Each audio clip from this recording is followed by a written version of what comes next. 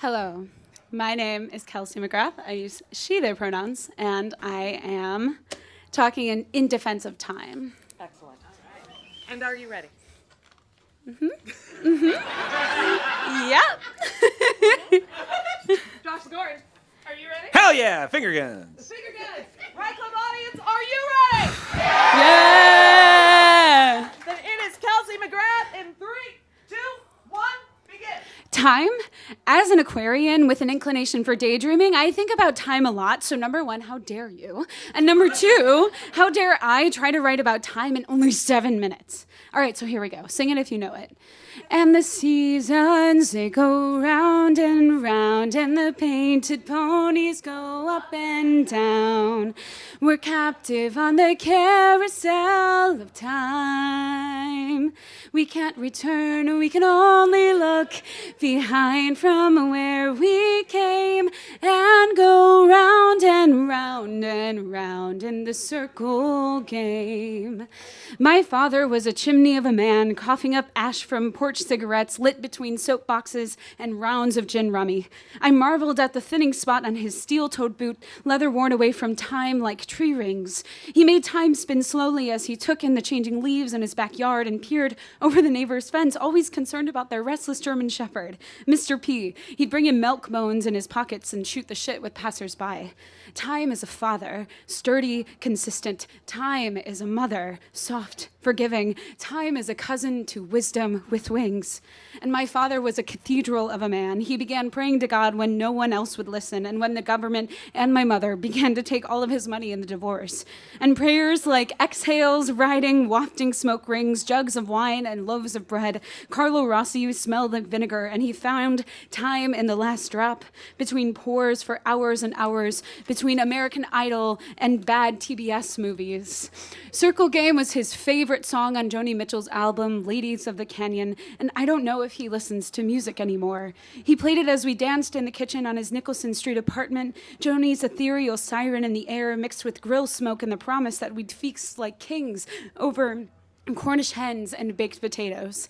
And I wish I had pockets deep enough to collect all of the days and all of the days left. Like pennies found on an aimless stroll, I want to inspect them, rub my thumb over their ridges until they're warm, catch their glint in the light, like spare change collected in the kangaroo jar on his armoire next to his watch and brown leather wallet.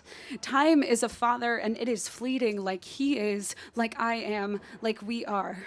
I visited him in his fancy new trailer home in Arizona in 2022 after not seeing him for 2 years. And for the first time, I could hear his every breath he took. Alcohol and cigarettes made his tired lungs musical, like listening to the machinations of straining organs that love him so much they push themselves to wear. Tired tides of breath, inhale, exhale with a hum. Time from Nordic tide, Greek, destai, to divide. And it was a revelation the first time I thought about time like molecules and how they can be divided into smaller and smaller and smaller components. And time, too, can be divided into smaller and smaller units until what? Until now. The continuous, constant, unspectacular now, the continuous, constant way I sat across the table from you playing solitaire, and the continuous, constant groan as you got up and down from your deck chair, from age, from weight, from the heavy pressing of time and change on your body, too many spare coins in your pocket. We're captive on the carousel of time. I haven't spoken to my father since the 2024 election, when he chose fear and voted for Trump again.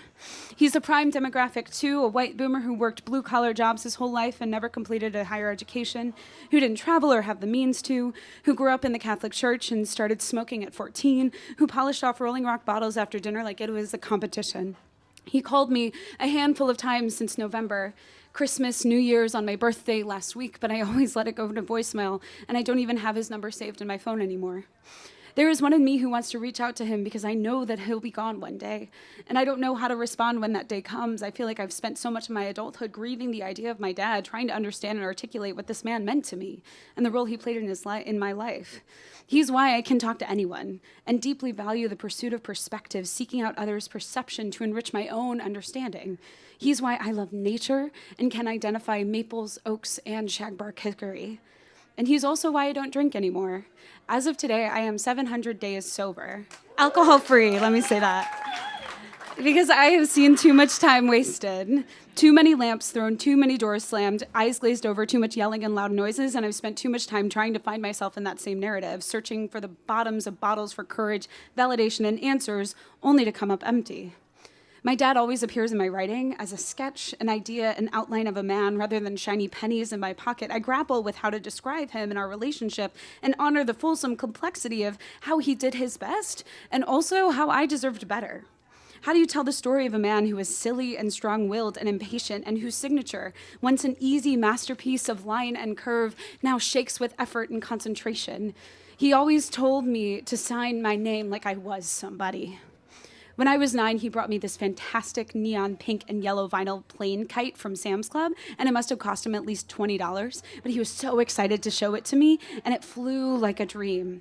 We would go out on the vacant lot across the street from his apartment building, braving the mud and the weeds, and he'd run with it, cigarette between his lips while I held tight to the string, grounding the power of wind to plane to string to my tender 9-year-old hands, white-knuckling the spool so we both didn't up and fly away.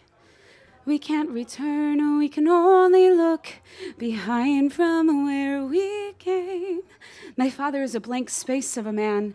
I imagine him sitting solitarily on the deck as the sun comes up with a cigarette in one hand and a glass of bottom shelf whiskey in the other, watching the palm trees sway in the Florida breeze, thinking about time as he strains, breath after breath, checking his watch and wondering, where did the time go? And go round and round and round in the circle game. Thank you.